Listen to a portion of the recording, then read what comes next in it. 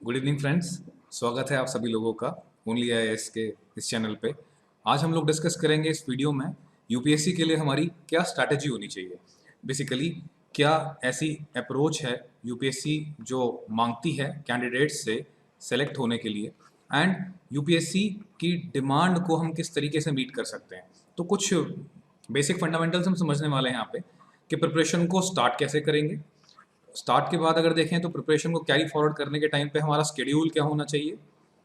उसके बाद अगर बात करेंगे तो हमें रिवीजन के लिए कुछ क्या इंपॉर्टेंट बातें हैं जो ध्यान रखनी है। एंड फाइनली हमें जितनी भी टेस्ट सीरीज हम दे रहे हैं या फिर जो भी हमारे मॉक पेपर्स हैं या फिर जो प्रीवियस क्वेश्चंस हैं उनकी क्या इंपॉर्टेंस है। तो देखिए वन बाय वन हम डिस्कस करेंगे आने वाले कुछ मिनट्स में कि यूपीएससी के लिए हमारी क्या स्ट्रेटेजी होनी चाहिए। देखिए इस मिशन का फर्स्ट स्टेप सबसे पहले क्या है, बेसिकली कंफ्यूजन ये रहता है कैंडिडेट्स में कि पढ़ना कैसे है, how to study, where to study, sources क्या रहेंगे, मतलब तरीका क्या होना चाहिए पढ़ने का, way to study, where to study, sources क्या रहने चाहिए हमारे पढ़ने के।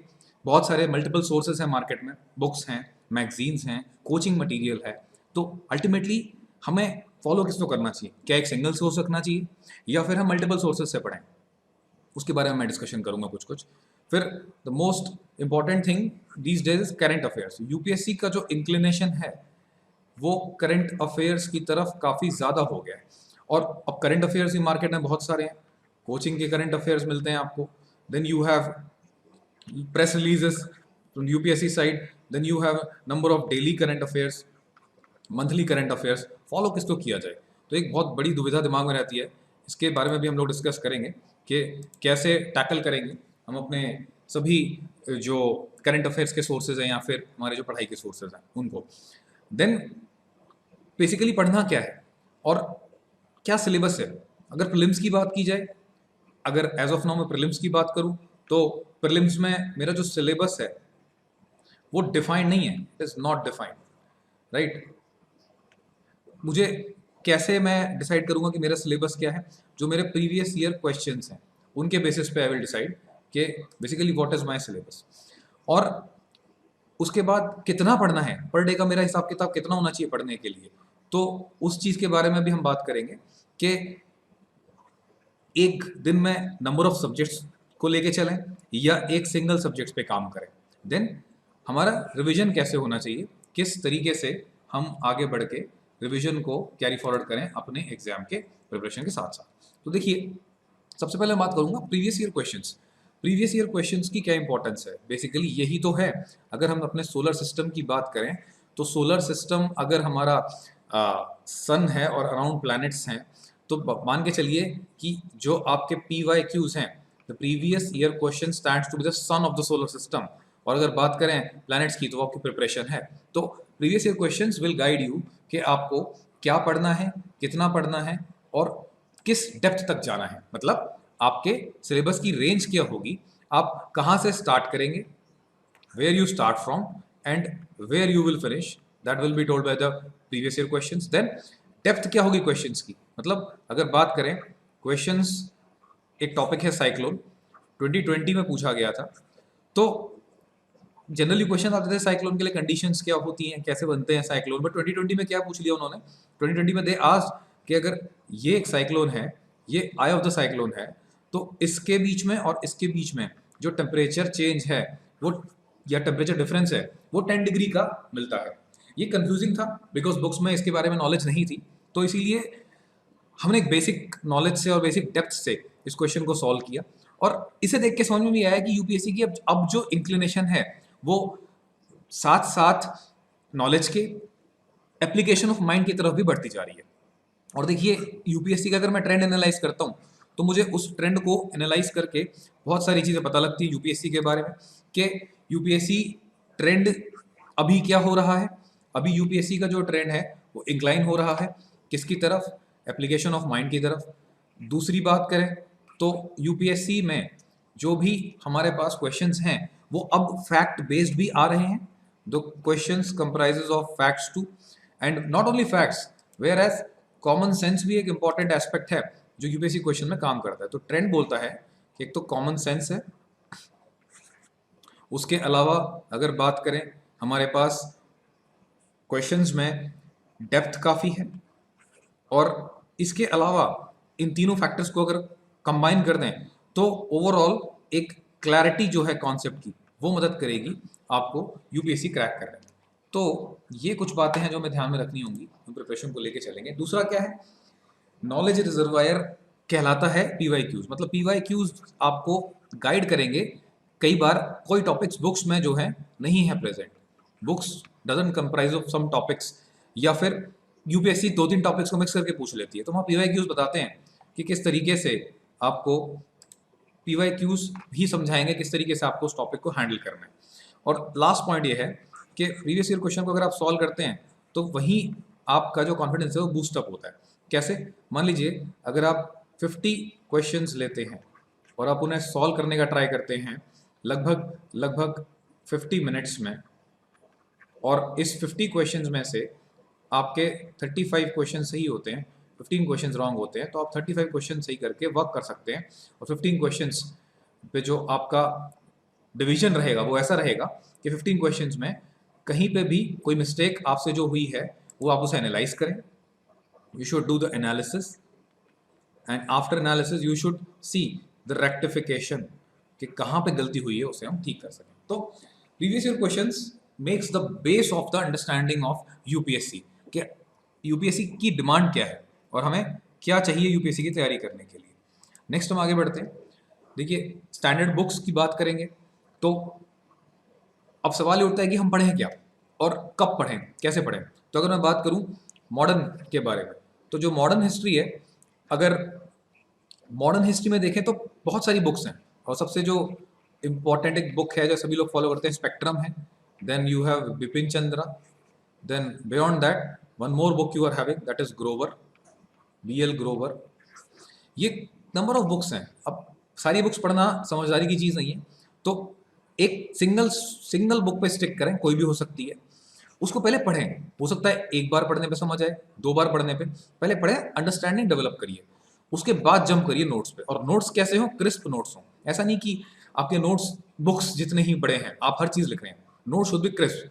हो सकता है कि आपके नोट्स 50 पेजेस में ही खत्म हो जाए, या हो सकता है आपके नोट्स कोई 25 स्लाइड्स में खत्म हो जाए। जितना क्रिस्प हो सके आप नोट्स को उतना क्रिस्प रखिए, ताकि आप जब भी एग्जाम से एक दिन पहले बैठें या तो आधे दिन पहले बैठें, आप उसे कंप्लीटली रिविजन कर पाए।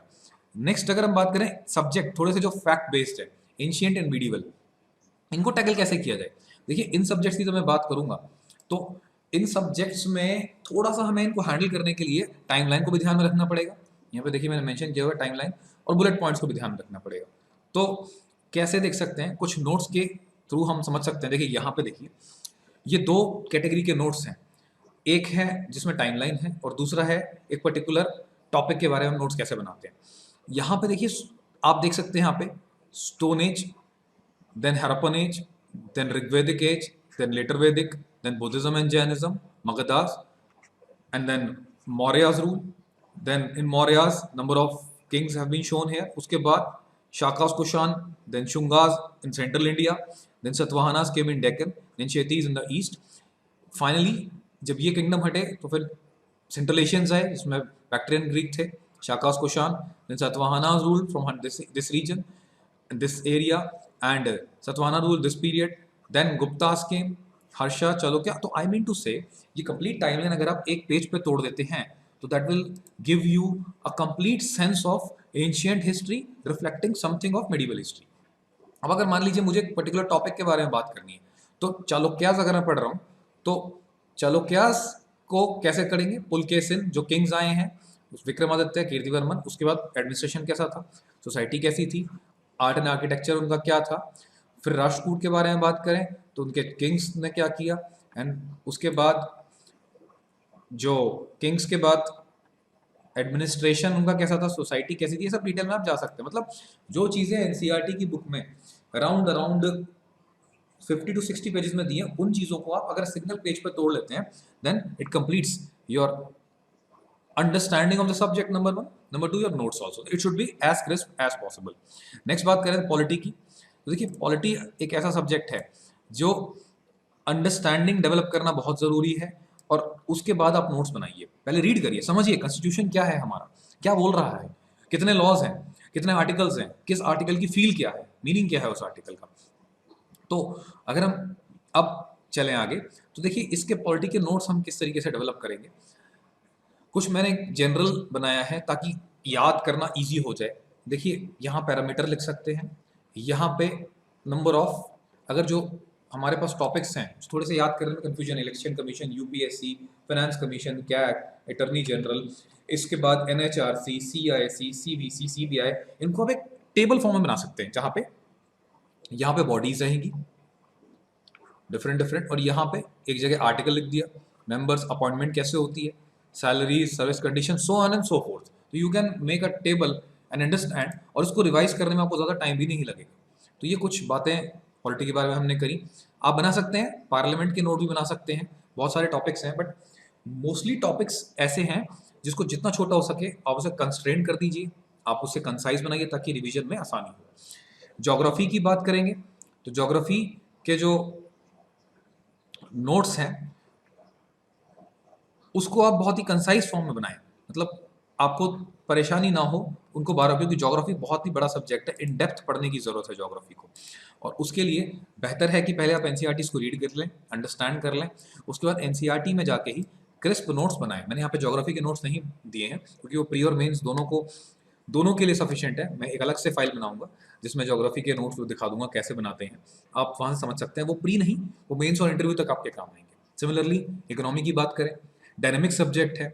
अगर इकोनॉमी में डिस्कशन करें तो repo rate, reverse repo rate change होते रहते हैं, लिक्विडिटी रेशियोज बदलते रहते हैं। उसके बाद अगर बात करें बहुत सारे कॉन्सेप्ट्स ऐसे हैं जैसे कि for example participatory notes, for example Indian depository receipts, basics, stocks क्या होते हैं, आईपीओस क्या होते हैं, इन्फ्लेशन क्या है, जीडीपी क्या है, ये कुछ स्टैटिक टॉपिक्स हैं। इसमें भी गवर्नमेंट इकोनॉमिक सर्वे में चेंजेस करती रहती है, कुछ कुछ नए बदलाव आते रहते हैं, तो डायनामिक है। नोट्स जरूर बनाइए, लेकिन नोट्स के अंदर बेसिक पर टैग होना चाहिए, और जो आपके बेसिक्स रहेंगे उन बेसिक्स को आप अपडेट करेंगे करंट अफेयर्स। तो ये स्ट्रैटेजी रहेगी इकोनॉमिक्स के लिए। तो मतलब वही है कि अंडरस्टैंडिंग पहले जरूरी है, फिर नोट्स मेकिंग। बात है बहुत सारे स्टूडेंट्स क्या करते हैं, पहले ही नोट्स बनाने स्टार्ट कर देते हैं, वहां पे अंडरस्टैंडिंग नहीं बनती, नोट्स बन के रह जाते हैं, फिर हम उसको कहानी की तरह ना समझ के फिर हम उसको सिर्फ और सिर्फ फैक्ट एंड फिगर्स के बेसिस पे ही बात करना शुरू कर देते हैं। That is not correct, I would say. अब देखिए नोट्स बना लिए हमने, नोट्स में रिवीजन भी स्टार्ट कर दिया हमने, उसके बाद पढ़ना भी शुरू कर दिया। अब अल्टीमेटली तैयारी के लिए चाहिए क्या, तैयारी के लिए बात करेंगे तो revision is the key to success. Revision है जो आपको आगे लेके जाएगा। 10 बुक्स पढ़ना एक बार से बेहतर होगा एक बुक को मैं पढ़ूं 10 बार। तो that means revision makes its key. तो रिवीजन में क्या आता है, सबसे important factors, previous year question, subject, test. सबसे पहले सब्जेक्ट को उठाइए, अच्छे से रिवाइज करिए, सभी नोट्स को रिवीजन करिए, जितने भी आपके कॉन्सेप्ट्स हैं उनमें क्लैरिटी लेके आइए, जितनी भी आपने सिंगल सोर्स में चीजें डाली हैं आपके नोट्स और बुक्स उनको पढ़िए, आपके कोई करंट अफेयर्स रहे हों उस पर्टिकुलर सब्जेक्ट से रिलेटेड उनको पढ़िए, उसके बाद आपने कहीं से भी कोई इंफॉर्मेशन याद करी हो, वीडियोस देखी हो, उनको समझिए। तो notes, clear concepts, then single source, current affairs, इनको पढ़ने के बाद just move towards the previous year questions. Previous year questions को तो बेसिस बना करके हमने तैयारी शुरू ही करी थी, मतलब प्रीवियस ईयर क्वेश्चंस पे गए थे, हमने प्रिपरेशन को देखा, उसको अपना सेंटर बनाया, उसको सेंटर बना करके ही उसके इर्द गिर्द क्वेश्चन के हिसाब से तैयारी स्टार्ट करी। लेकिन अब पीवाईक्यूज को सॉल्व करने का टाइम आया है। पीवाईक्यूज को मैं क्या करूंगा, मैं 100 पीवाईक्यूज लूंगा, उसको 90 मिनट्स में सॉल्व करूंगा। लेट्स से 70 क्वेश्चन सही होते हैं और 30 क्वेश्चंस गलत होते हैं, कुछ अनअटेम्प्टेड है। इन 30 को मैं जा करके नोट्स में डालूंगा, इन 30 क्वेश्चन में क्या गलती हुई है एनालाइज करूंगा, एनालिसिस करने के बाद नोट्स में this it will always be embedded in your mind. तो पहला सब्जेक्ट, दूसरा PYQ, the third pillar, subject से पीवाईक्यू में गए, the third pillar will be your test. ये है भाई आपका examination pillar. Time bound manner में टेस्ट दीजिए, ऑनेस्टी से टेस्ट लिखिए, एक 100 क्वेश्चंस का टेस्ट होगा। यूपीएससी में 2 घंटे मिलते हैं, आप 100 मिनट्स का टाइमर लगा के चलिए, फिर से वही होगा। आप 100 क्वेश्चन में से ऐसा होगा कि you will be solving almost 90 questions, 90 questions आप सॉल्व करेंगे।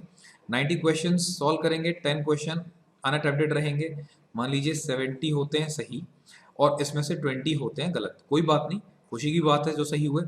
तुक्के अगर इसमें से लगाए हैं तो उनको देखिए क्यों सही हुए। यहाँ जो गलत हुए हैं इनका एनालिसिस कीजिए।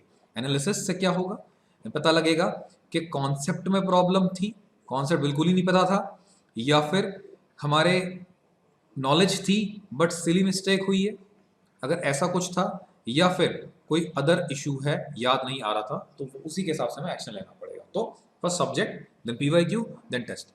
This completes your preparation. हर सब्जेक्ट में ऐसे मूव करते हुए चलिए और इसी तरीके से रिवीजन करना है, टाइम बाउंड, बहुत फास्ट।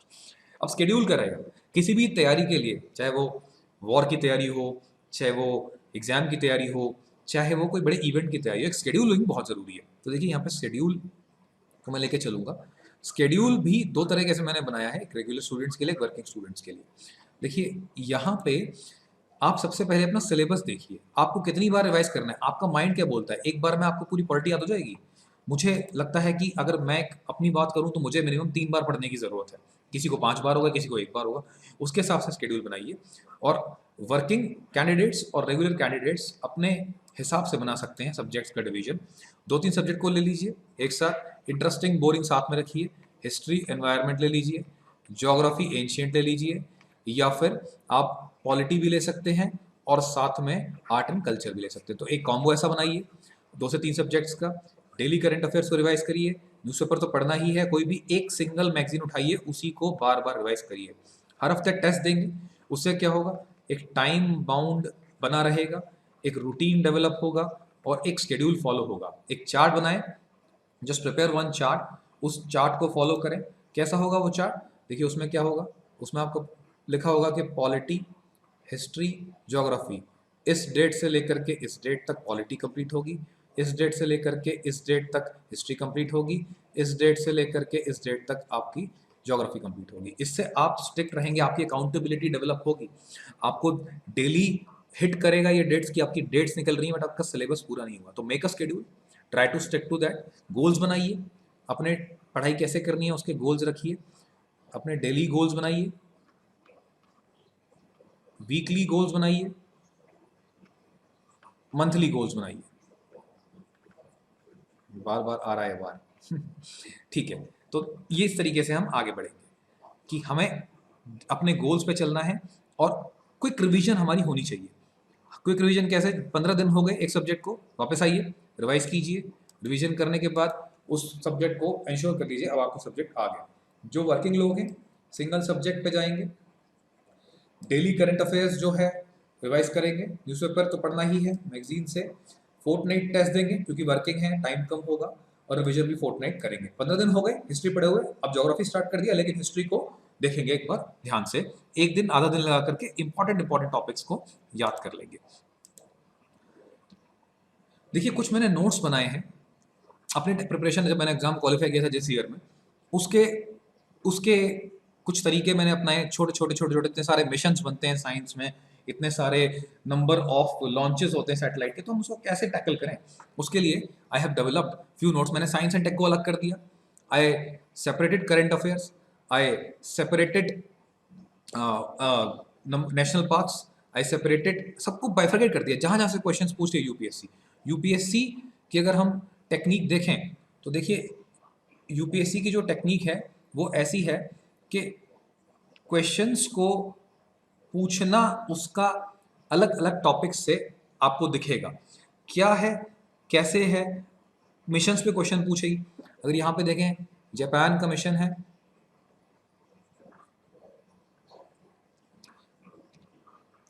जापान का मिशन है, जाक्सा का, Japan space agency, astronaut review उसने दिया था।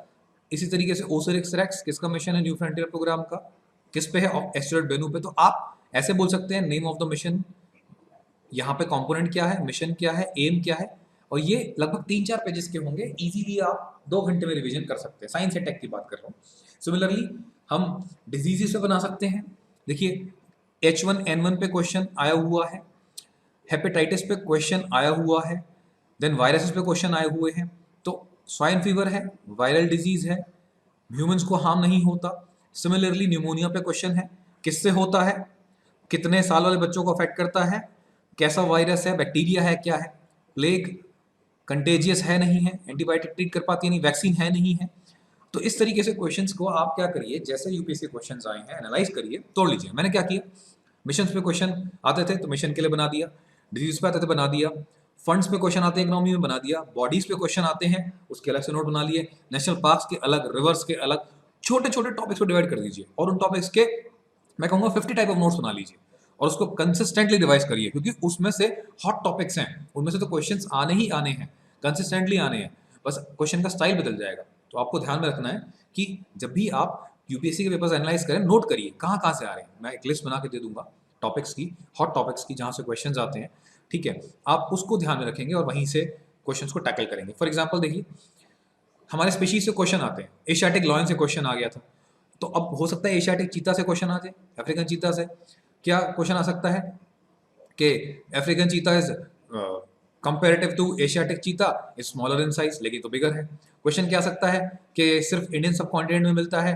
अगर एशियाटिक चीता की बात की जाए, और लेकिन ये तो ईरान में है, वेस्ट एशिया में मिल रहा है, कैटेगरी पे आ सकता है। तो आप जब स्पीशीज पे क्वेश्चन आ रहा है तो हम जो भी करंट में रहेंगी, ये जो फेमस स्पीशीज हैं उनके अलग से नोट्स बना लेंगे। कैसे बनाएंगे, ऊपर स्पीशीज, देन साइंटिफिक नेम क्या है, कई बार साइंटिफिक नेम पे क्वेश्चन आ जाता है, कहाँ मिलता है, आईयूसीएन स्टेटस क्या है, शेड्यूल 1 में है, कौन से 2 में है, या 6 में है, या 4 में है, किस किस पर्टिकुलर ऑर्गेनाइजेशन के तहत कैसे उसको डिक्लेयर किया गया है। तो ये डेवलप कर सकते हैं आप अपने नोट्स इस टाइप से।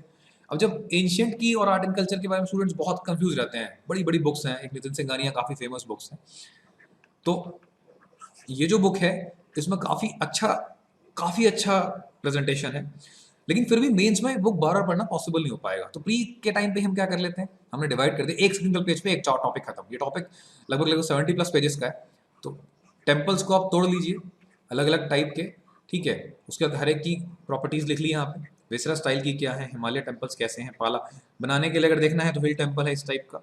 उसके बाद नागरा स्टाइल में उड़ीसा स्कूल है, खजुराहो स्कूल है, सोलंकी स्कूल है, थोड़ा थोड़ा आइडिया ले लिया। ये होता है आपका साउदर्न टाइप का, टैंक भी होगा इसमें। ये होता है आपका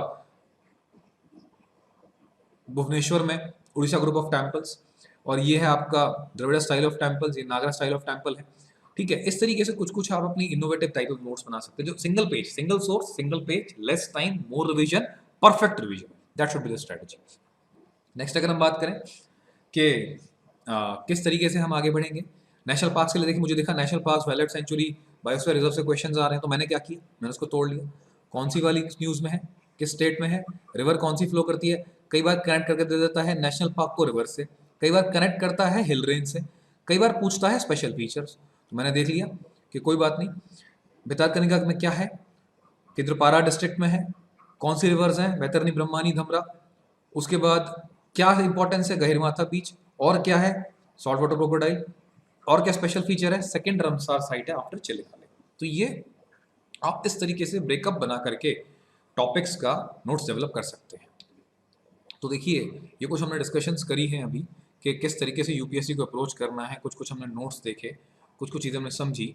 for example IR international relation से क्वेश्चन बड़ा फेमस आता है, ऑर्गेनाइजेशन के बारे में पूछ लेगा, ठीक है, कॉमनवेल्थ के बारे में क्वेश्चन आया हुआ है, आर्कटिक काउंसिल के बारे में मेंस में क्वेश्चन आया हुआ है, NSG के बारे में, इंटरनेशनल एनर्जी एजेंसी के बारे में, ईयर ऑफ डेवलपमेंट पूछा था उसने, नंबर ऑफ मेंबर्स, ठीक है, कंट्री कौन सी हैं जो मेंबर्स बन सकती हैं, OECD कंट्रीज हैं, क्या कंडीशंस है, 90 डेज का होना चाहिए स्टॉक, डिमांड रेस्ट्रेंट प्रोग्राम होना चाहिए, पेरिस में हेडक्वार्टर है। तो आप ऑर्गेनाइजेशन लीजिए, ईयर लीजिए, इंडिया मेंबर है कि, वेरी इंपॉर्टेंट, इंडिया मेंबर है कि नहीं है, मेंबर्स कितने हैं, कुछ इंपॉर्टेंट इंफॉर्मेशन, इस तरीके से भी हम आगे बढ़ सकते हैं। तो देखिए, यहाँ पे मेरा डिस्कशन का जो मोटिव था वो यही था कि आप सभी लोगों को समझाना कि हमें अप्रोच कैसे करना चाहिए यूपीएससी को। हमारा जो सेंटर रहेगा वो हमेशा प्रीवियस ईयर क्वेश्चंस रहेंगे, लेकिन हमें अपनी जो अप्रोच है वो मल्टी डायमेंशनल रखनी होगी, सिंगल सोर्स रहेगा, एक सिंगल सोर्स रखेंगे आप अपनी स्टडी का।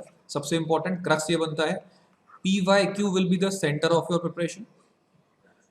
उसके अलावा यूपीएससी की जो डिमांड है उसके अकॉर्डिंग सिलेबस कवर करेंगे आप सारा अपना, क्रिस्प नोट्स डेवलप करेंगे आप, जो भी आपके नोट्स हैं वो क्रिस्प होने चाहिए, वो शॉर्ट होने चाहिए, अंडरस्टैंडिंग बहुत ज़्यादा इंपॉर्टेंट है सब्जेक्ट की, आपको इन डेप्थ अंडरस्टैंडिंग होनी चाहिए। उसके बाद रिवीजन के लिए आप अलग अलग टैक्टिक्स अपनाइए। अपनी वॉल पे चिट्स लगा लीजिए छोटे छोटे, अपना जिस वॉल पे पढ़ते हैं सामने लिख लीजिए कुछ, डोर्स पे कुछ कुछ छोटे छोटे A4 शीट चिपका लीजिए, अपनी जो टेबल है उस पर कुछ लिख लीजिए। जब डिनर करते हैं तो वीडियोस देख सकते हैं, जब आप बैठे होते हैं खाली या कहीं ट्रैवल कर रहे हैं तो ट्रैवलिंग टाइम पे वीडियोस देख लीजिए, PPTs को पढ़ लीजिए। उसके अलावा जब टेस्ट देते हैं तो टेस्ट में इंश्योर कीजिए कि आपके टेस्ट में जो भी गलतियां हुई हैं उनको आपको रिवाइज करना है। तो टेस्ट के लिए मैं सबसे इंपॉर्टेंट बोलूंगा कि टेस्ट को दीजिए, एक बार रिवीजन करिए, 2 बार रिवीजन, जब तक रट ना जाए तब तक रिवीजन करिए, हार नहीं माननी है, लगे रहिए। इतना इतना कर दीजिए कि टेस्ट भी ऐसे लगने लगे कि कुछ भी ऐसा क्वेश्चन नहीं है जो बचा नहीं है। PYQs हैं उनको 2 बार सॉल्व करिए, 3 बार सॉल्व करिए, इंश्योर करिए जो लास्ट 30 ईयर्स के PYQs हैं उसकी जो डिटेल्स हैं, आई रिपीट डिटेल्स, चाहे वो ऑप्शंस में हो चाहे वो क्वेश्चंस में हो, वो आपकी नोट्स में होनी चाहिए कंप्लीटली, कुछ मिस नहीं होना चाहिए आपसे। उसके अलावा जब एग्जाम से 1 महीने पहले का पीरियड हो तो revision revision and revision, and कोई टॉपिक्स नहीं छोड़ने। जो भी आपने पूरे साल के दौरान टॉपिक्स पढ़े हैं वो कवर करने हैं। लास्ट 1 मंथ में कुछ नहीं एक्स्ट्रा पढ़ना, सिर्फ जो आपने समझा है, जो आपने पढ़ा है वही आपके काम आएगा, जो एम्बेडेड है माइंड में वो चीज़ें आपको दिमाग में रखनी है। तो देखिए, ये हमारा एक कुछ छोटा सा डिस्कशन था इस वीडियो में। मैं और भी वीडियोस बनाता रहूँगा कि कैसे अप्रोच करें, क्या स्ट्रेटेजी होनी चाहिए, 6 मंथ स्ट्रेटेजी क्या होनी चाहिए, 3 मंथ्स क्या होनी चाहिए, 1 मंथ क्या होनी चाहिए, इसके बारे में हम लोग डिस्कस करते रहेंगे कॉन्टिन्यूसली। अभी के लिए फिलहाल इतना ही। थैंक यू, नमस्कार।